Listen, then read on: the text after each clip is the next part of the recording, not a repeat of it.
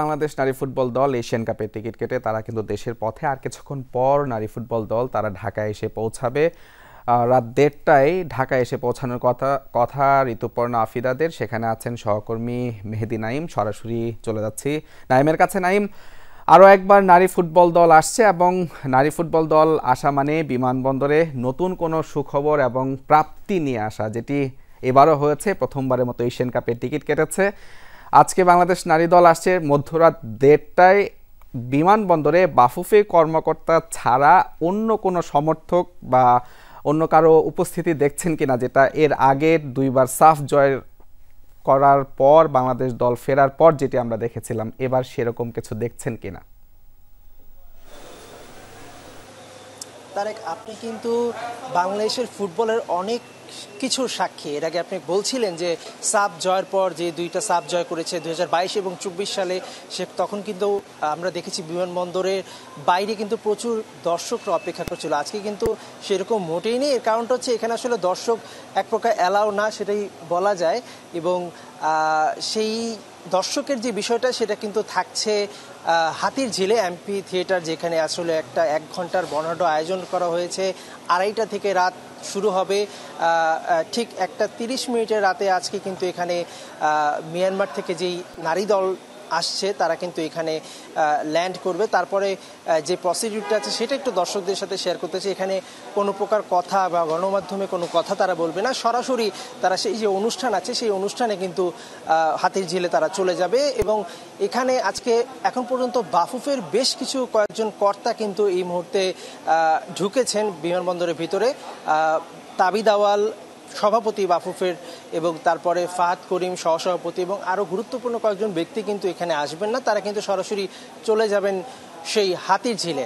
হাতির ঝিলে যে আয়োজনটা আছে সেটা একদম সংক্ষিপ্ত পরিসরেই করার পরিকল্পনা আছে বাফুফের। কেননা আপনি জানেন যে দীর্ঘদিনের একটা ভ্রমণ করে মিয়ানমার থেকে দেশে ফিরছে বাংলাদেশ, এবং ভ্রমণ ক্লান্তি একটা বিষয় আছে। 7টা বাজে তারা মিয়ানমার থেকে বাংলাদেশের উদ্দেশ্যে রওনা দিয়েছে। তারপরে থাইল্যান্ডে ব্যাংককে একটা ট্রানজিট রয়েছে। তারপরে কিন্তু এই মুহূর্তে তারা ঢাকার পথে রয়েছে। তারপরে সেই ক্লান্তির পরে কিন্তু আসলে কালকেই সকালেই দুইজন ফুটবলার মনিকা এবং ঋতুপর্ণা দুজন কিন্তু ভুটানের লিগে খেলতে চলে যাবে। তার পরের দিন 3 জন ফুটবলার, মোট 5 জন ভুটানের লিগে খেলতে দেশ ছাড়বে। যে কারণে আসলে তড়িঘড়ি করে এই আয়োজনটা করায়। এই আয়োজনটা নিয়ে আসলে অনেক ধরনের প্রশ্ন উঠছে যে আসলে এত রাতে এরকম আয়োজন করাটা কতটা যৌক্তিক।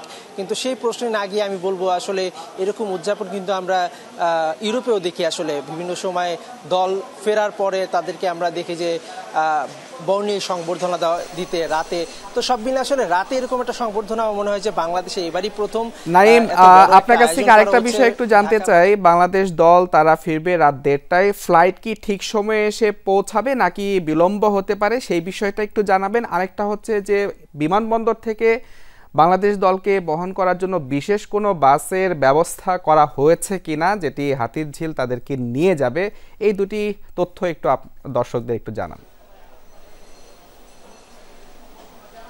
তারেক, আমরা এর আগে দেখেছি সাফ জয়ের পরে কিন্তু দুইবারই ছাদখোলা বাসে একটা সংবর্ধনা ছিল। সেটা আসলে ট্রফি জয়ের কারণেই ছিল।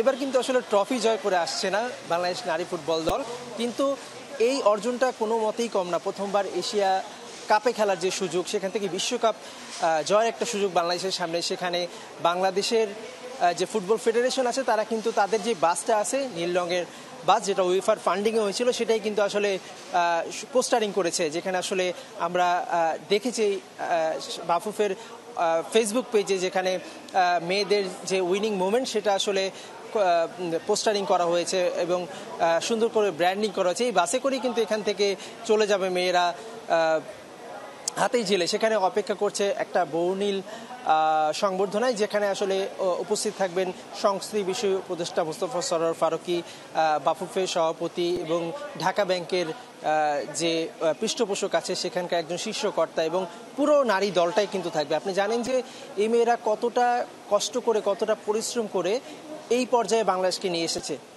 এবং সেই প্রতিদান বাংলাদেশ দিতে চায় এবং ভবিষ্যতে দেবে। তাবিদ আউল বলেছেন যে তাদেরকে যে আর্থিক যে দুরবস্থা আছে, তাদের যে বিভিন্ন দেনা পাওনা আছে, সেই জিনিসগুলো তিনি মিটিয়ে ফেলবেন। তো আমরা আশা করব যে বাংলাদেশ নারী ফুটবলের যেই নতুন ইতিহাস রচনার যেই সম্ভাবনা, সেটা আসলে এই রাত থেকেই শুরু হবে এবং আগামী দিনে তাদের নিয়ে অনেক বেশি প্ল্যানিং করা হবে। তো তারেক, এই ছিল বিমানবন্দর থেকে আমার কাছে এখন পর্যন্ত।